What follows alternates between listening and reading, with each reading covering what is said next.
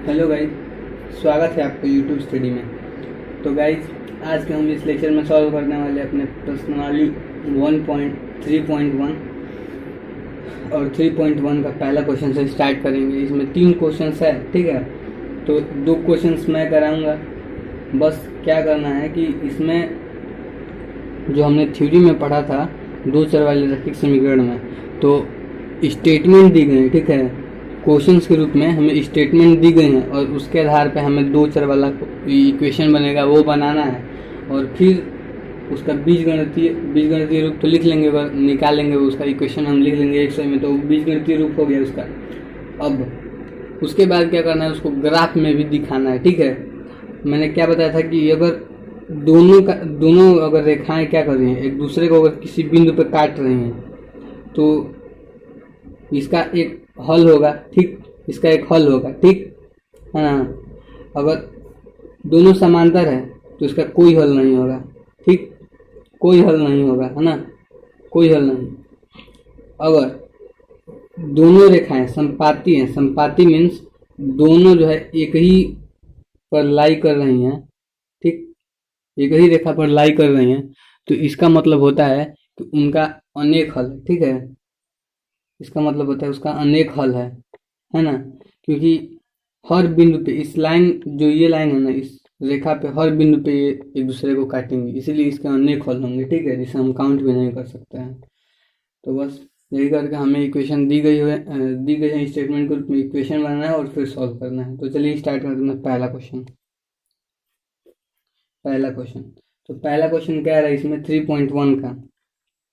3.1 exercise है हमारा, और पहला क्वेश्चन क्या कह रहा है कि आफ्ताब अपनी पुत्री से कहता है 7 वर्ष पूर्व मैं तुमसे 7 गुनी आयु का था।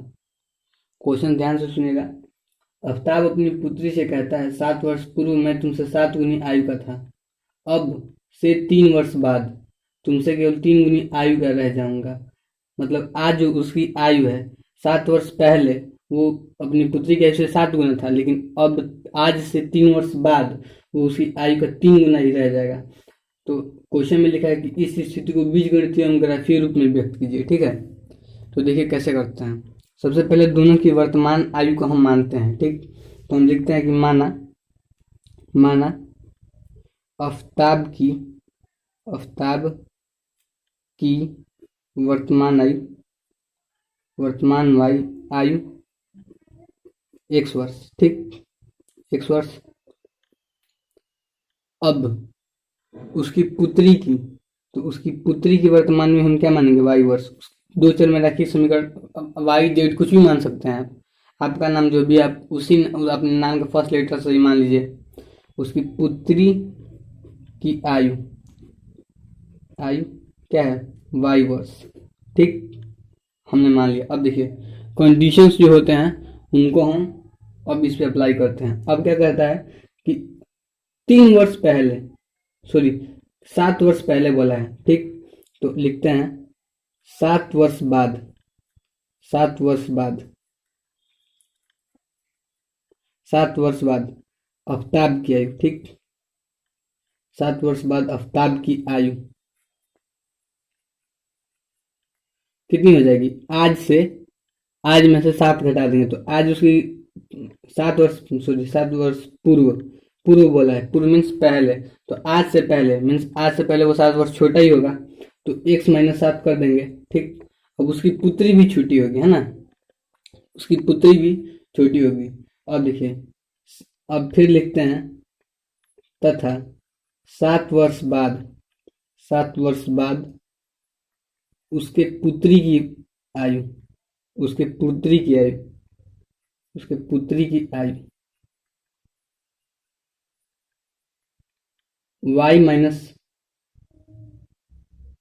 7, ठीक है, y - 7।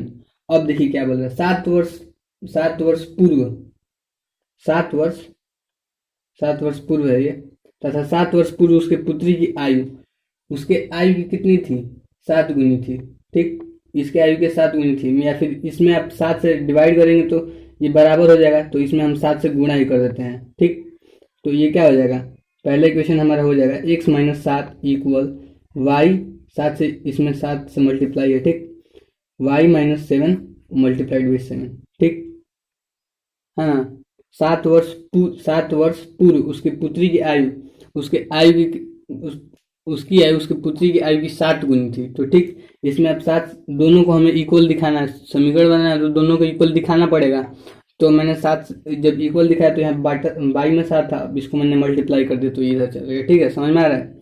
अब देखिए, अब इसको कैलकुलेट करते हैं। ठीक, एक्स माइनस 7 इक्वल टू कितना होगा, 7y माइनस 47 49। ठीक, अब देखिए इसको लाइए इधर, x minus 7y equal to कितना होगा, माइनस का 42 होगा। इसको इक्वेशन नंबर 1 बना लीजिए अब।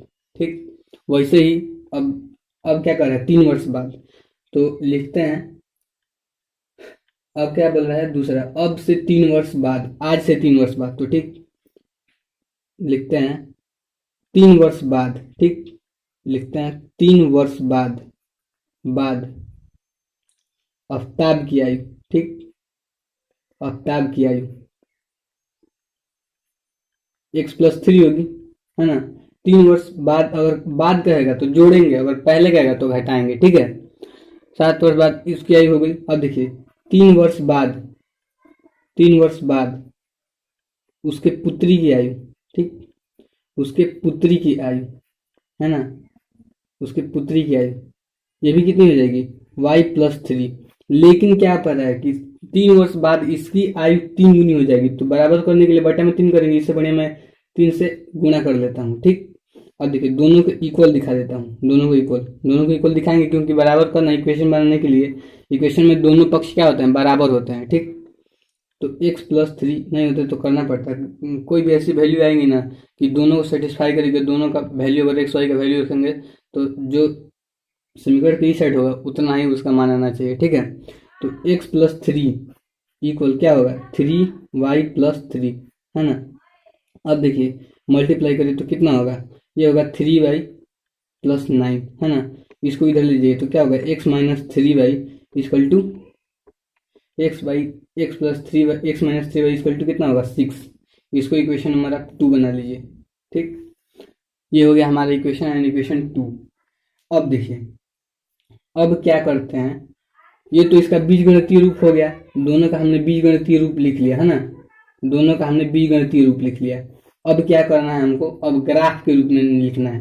तो ग्राफ को प्रदर्शित करने के लिए सबसे पहले जो दोनों इक्वेशंस होती हैं, दोनों इक्वेशंस, उसमें से y x तथा y की कम से कम, x तथा y की कम से कम दो वैल्यू निकालते हैं। ठीक है, इसमें भी x तथा y की 2 वैल्यू निकालेंगे कम से कम। आप चाहें तो 3 4 5 6 जितना आपका मन करे उतना निकाल सकते हैं। ठीक है, और इसमें भी 2 वैल्यू निकालते हैं, x और y की 2 वैल्यू निकालते हैं। ठीक है, तो मैं पेज चेंज कर देता हूँ, उसके बाद दोनों की वैल्यू निकाल लेंगे, उसके बाद फिर हम ग्राफ बनाएंगे। ठीक है,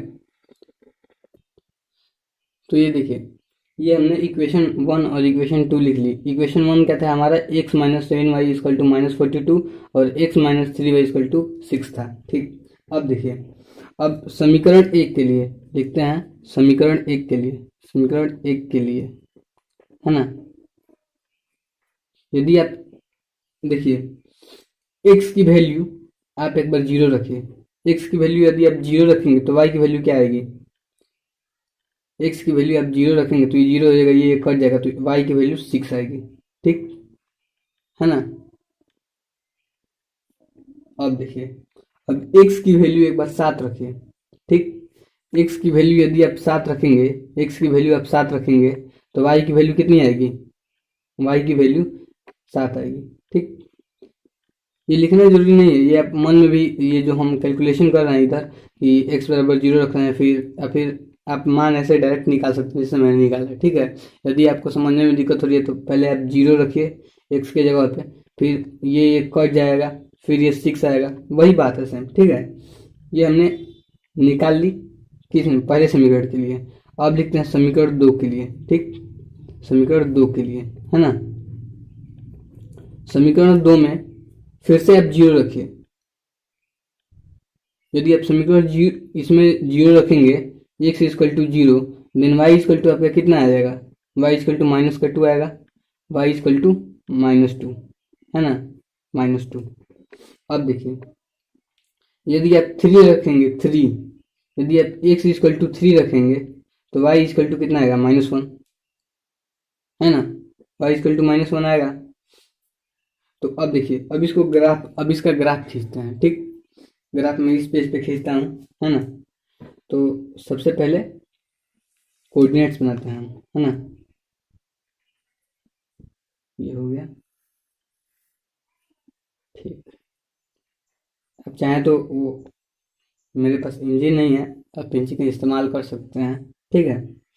तो इधर होता है प्लस, ये तो आप जानते हैं कि इधर ये y, ये ओरिजिन होता है, ये y डैश, इसको x डैश, वो x होता है, ये मूल बिंदु होता है। यहाँ पे सभी बिंदुओं का निर्देशांक क्या होता है, 0 0 होता है, ठीक। मूल बिंदु का निर्देशांक 0 0 होता है। अब देखिए कितना जाना है, y, देखिए 1 2 3 4 5 6, और फिर एक और चले जाइए, एक और, सॉरी ये गलत हो गया, ये यहाँ पे 7 है, ठीक। अब देखिए, अब यहाँ से 1 2 3 4 5 6 और ये रहा 7, ठीक है। अब देखिए, अब नीचे भी कर दीजिए, नीचे करेंगे 1 2 3 4 5, रहने दीजिए, ये हो गया -1 -2 -3 -4, ये -5, ठीक हो गया। अब देखिए, अब इधर भी कर दीजिए, इधर प्लस होता है, देखिए ऊपर माइनस नीचे, ऊपर प्लस नीचे माइनस, इधर देखिए दाएं साइड में ये प्लस होता है, 1 2 3 4 5 6 7, ठीक। 1 2 3 4 5 6 7, इधर माइनस होता है, इस साइड में, लेफ्ट साइड में माइनस होता है। तो 1 2 3 4 5 6 7, ठीक, ये हो गया, है ना। ये देखिए -1 -2 -3, सॉरी मैं बना रहा हूँ हाथ से तो थोड़ा बड़ा छोटा हो जा रहा है, तो उससे कोई दिक्कत नहीं है, मैं फिगर बना दूंगा आपको, है ना। उसके बेस पे आप इंची और प्रकार से बनाइएगा, सेम वैसा ही आएगा। अब देखिए, एक्स की वैल्यू क्या लेनी है हमें, 0। एक्स की वैल्यू यदि 0 ले रहे हैं हम, पहले के लिए देखते हैं, समीकरण 1 के लिए, यदि समीकरण 1 के लिए एक्स की वैल्यू जब हम 0 ले रहे हैं तो वाई की वैल्यू कितनी आ रही है, 6, ठीक, यही रहने देते हैं, ठीक। अब देखिए, एक्स की वैल्यू 7, एक्स की वैल्यू जब हम 7 ले रहे हैं तो वाई की वैल्यू कितनी आ रही है, 7, तो ये कहाँ जाएगा, ये ऊपर गया, ये यहाँ आ गया, ठीक, ये यहाँ, ठीक है, ये यहाँ होगा। तो अब देखिए, इसको हम मिला देते हैं, जितना है हमारा, इसको यदि आप मिलाएंगे तो ये ऐसे मिल जाएगा, ये गलत बन गया है, मतलब ये थोड़ा सा ये ऊपर है ना, ऊपर, हाँ ये यहाँ होगा, ये यहाँ, तो ये बन गया, ऐसे बनेगा ये, है ना। इसको हम लिख देते हैं एक बार, इसको हम क्या लिख देते हैं, इसका कोऑर्डिनेट भी लिखते हैं 0,6, यहाँ पे हम लिखते हैं 0,6, है ना, और यहाँ पे 7,7 लिखते हैं, ठीक, 7,7, जहाँ पे ये हमारा काटा है। अब देखिए, ये किस समीकरण के लिए लाइन बनाया था हम लोग, किस समीकरण के लिए ये बनाया था हम लाइन, समीकरण पहले के लिए। तो x - 7y = -42, ये लिखना जरूरी है, तभी तो हमें पता लगा कि हमने किस समीकरण के लिए ये लिखा है, ठीक। अब देखिए, दूसरे के लिए बनाते हैं, दूसरे के लिए x = 0, x = अब 0 ले रहे हैं, 0, तो y की वैल्यू कितनी आ रही है, -2, ठीक, यहाँ, है ना, ये यहाँ आ गया, ठीक, बड़ा से दिखा रहा हूँ, हाँ। अब देखिए, x की वैल्यू 3, x की वैल्यू जब आप 3 ले रहे हैं, 3, तो y की वैल्यू कितनी आ रही है, y की वैल्यू -1, ठीक, y की वैल्यू -1, तो ये कहाँ आएगा, ये इधर कहीं आएगा, ठीक, ये इधर कहीं, है ना, यहाँ कहीं आएगा। देखिए, इसके सामने पहले x चलते हैं, उसके बाद y चलते हैं, ठीक। अब देखिए, इन दोनों को मिला दीजिए, जो ये बने हैं इन दोनों को मिला दीजिए, दोनों को मिला देंगे और साथ साथ में कोऑर्डिनेट लिख दीजिए, कोऑर्डिनेट, ठीक, है ना। ये हो गया हमारा फिगर, है ना। ये कितना होगा, 0,-2, और ये हो गया हमारा कितना था, -3,-1 था, सॉरी 3,-1 था, 3,-1 था, ठीक है। तो ये हो गया हमारा, और ये किस समीकरण के लिए था, समीकरण के लिए था ये दूसरे समीकरण के लिए, दूसरा समीकरण क्या था हमारा, x - 3y = 6, ठीक है। ये हो गया हमारा फिगर। अब देखिए, अब जिसके जो हमारे क्वेश्चंस बचे हैं उनका मैं केवल आपको बीजगणितीय रूप दूंगा, आप अगर आप खुद से ट्राई करेगा नहीं आएगा तो आप कमेंट सेक्शन में पूछेगा, आपको बता दिया जाएगा। मैं पेज चेंज कर देता हूँ, उसके बाद दूसरा क्वेश्चन करेंगे।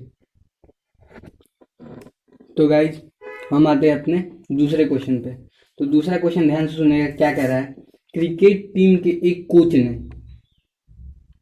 3900 रुपयों में 3 बल्ले मीन्स बैट तथा 6 गेंद खरीदी। ठीक है, कितने में? 3900 में। बस याद रखिएगा कितना, 3900 में 3 बल्ला तथा 6 गेंद खरीदी। ठीक, बाद में उसने एक और बल्ला मीन्स एक और बैट तथा उसी प्रकार की 3 गेंदें और खरीदी। कितने में खरीदी? 1300 में। तो इसी चीज को बीजगणितीय तथा ज्यामिति के रूप में हमें व्यक्त करना है। ठीक, तो देखिए मैं इक्वेशन केवल आपको बना दे रहा हूँ, आप खुद से ट्राई करिएगा, नहीं आएगा तो आप पूछिएगा, आपको कमेंट सेक्शन में बता दिया जाएगा। ठीक है, देखिए क्या आप बोल रही है। पहले हम क्या मान लेते हैं, बल्लों की संख्या को हम मीन्स बैट की संख्या को मीन्स बल्ला की संख्या को हम क्या मान लेते हैं? x, है ना, और गेंद को y मान लेते हैं। ठीक है, ठीक, बल्ला को मैंने क्या मान लिया? x। ठीक, माना,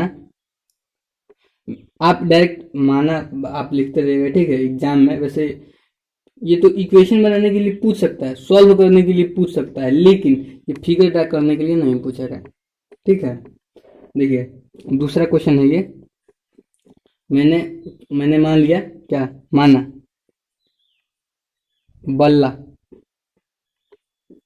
बल्ला इक्वल टू x तथा गेंद इक्वल टू y। ठीक, ठीक है, बल्ला माना x तथा गेंद को माना y, है ना। तो 3 बल्ला खरीद रहा है मीन्स 3 बैट, तो 3 बैट खरीद रहा है, तो 3x और फिर क्या 3 गेंद खरीद रहा है 3y। दोनों को मिला के 3900 में ला रहा है। ठीक, दोनों को मिला रहा है, बस इतना ध्यान रखिएगा, 3900 में दोनों को मिला के। सो ये 6 गेंद खरीद रहा है, 6 गेंद खरीद रहा है ना, 6 गेंद खरीद रहा है 3900 में। ठीक, दोनों को मिला के वो 3900 में खरीद रहा है ना। अब देखिए दूसरा कंडीशन, इसको इक्वेशन नंबर आप फर्स्ट मान लीजिए या फिर आप 3 से डिवाइड कर दीजिए। तो 3 से डिवाइड करेंगे तो कितना होगा? x plus 3y, x plus 2y होगा ना, 3 का 6। ठीक, और ये होगा 1300। ठीक, ये हो गया आपका इक्वेशन नंबर 1। इसको इक्वेशन नंबर 1 मान लीजिए, इसको मत मान लीजिए। ठीक, अब देखिए दूसरा कंडीशन क्या कर रहा है। उसी प्रकार का एक बल्ला x। ठीक, दूसरा ये मतलब यहाँ पे आप लिख सकते हैं, यहाँ पे पहले लिखा जाता है प्रश्नानुसार। ठीक, प्रश्नानुसार, यहाँ पे भी आप लिख सकते हैं पुनः लिख सकते हैं, पुनः प्रश्नानुसार। ठीक है, हाँ, तो एक खरीद रहा है मीन्स x, एक में 1 से गुणा करेंगे तो x। ठीक, प्लस और कितने गेंद खरीद रहा है? 3 गेंद खरीद रहा है 3y 1300 में। ठीक, इसको आप समीकरण नंबर 2 मान लीजिए, है ना। अब ये तो हो गया हमारा ज्यामिति रूप, है ना, ज्यामिति रूप ये हो गया ज्यामिति रूप। और दूसरा क्या हो गया हमारा, ये दोनों हमारे ज्यामिति रूप हो गए। अब हमें क्या ज्ञात करना है? अब हमें इसका वो ज्ञात करना है, फिगर बनाना है मीन्स ज्यामिति रूप, बस इसका बनाना है। ठीक है, तो ज्यामिति रूप बनाने के लिए बस मैं बता देता हूँ, आप क्या करिएगा, नहीं आएगा तो आप कमेंट सेक्शन में पूछ सकते हैं। देखिए ये कितने में है? 100 में है ना, 1300 में।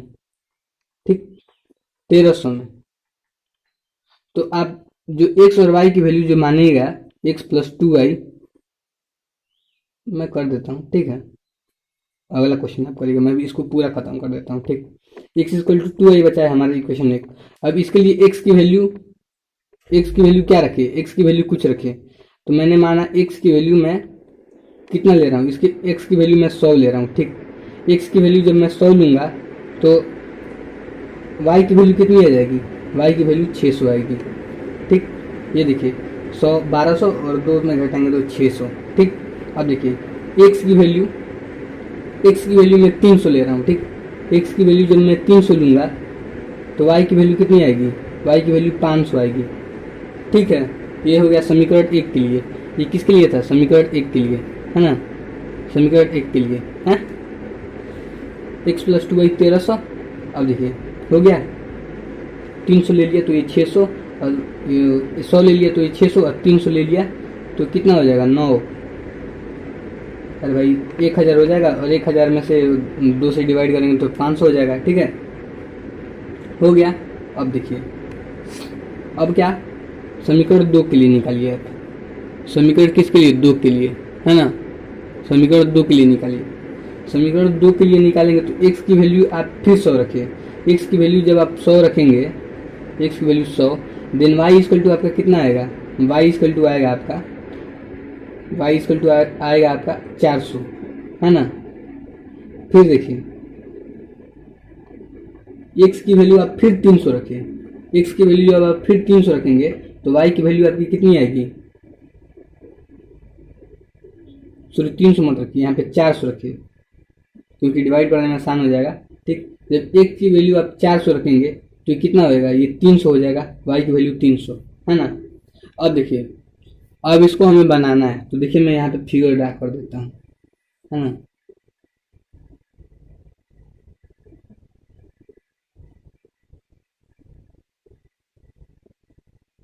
दिख रहा है ना। अब देखिए,